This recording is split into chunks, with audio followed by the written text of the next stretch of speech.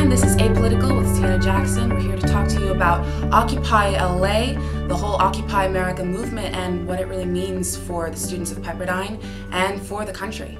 It started in July around the 13th of this year when Adbusters, an independent, non-consumerist, anti-corporate blog group, they put out a call to action. And in this call to action, they said, people, if you're frustrated with the economy, go to Wall Street, which is the Gomorrah of corporatism in America.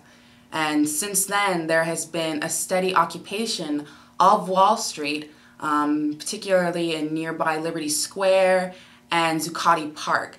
Thousands of people right now, students, teachers, nurses, union members, have been occupying that whole area. So this movement is really a populist uprising that has spread to every major city in the country. And basically I was talking to all the protesters down in Los Angeles. They've surrounded City Hall. There are hundreds of people there. There are tents right on, up to the steps of the building.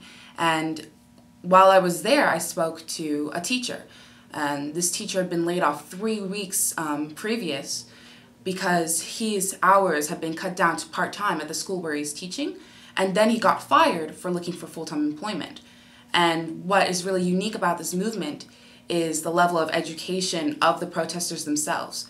What this teacher was doing at this protest, the day I went down, was that he was holding a class discussion, like a class, about corporate tax law and First Amendment rights.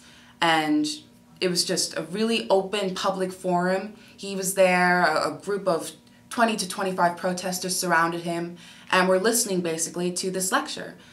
He was giving out supplementary material, he encouraged a class discussion, and I noticed on the wall of City Hall was a class schedule.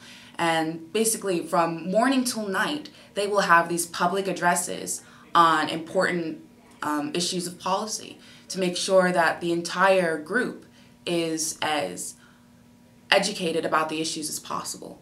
And I thought that was very impressive. The whole setup was very well organized. This whole movement is from the internet. It was coordinated on the internet, and a lot of information gets disseminated around the internet and through social media. So these people are very organized and they know what they want. The only problem is in the mainstream media, they don't seem to understand what they're going for, and what they're really going for is a healthy debate. This movement is meant to encourage a dialogue.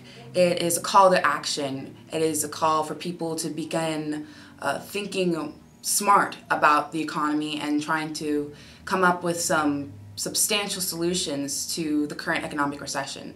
And it's positive in that sense because this is a very populist movement. It wasn't a corporately backed piece of political theater. It's not the Tea Party.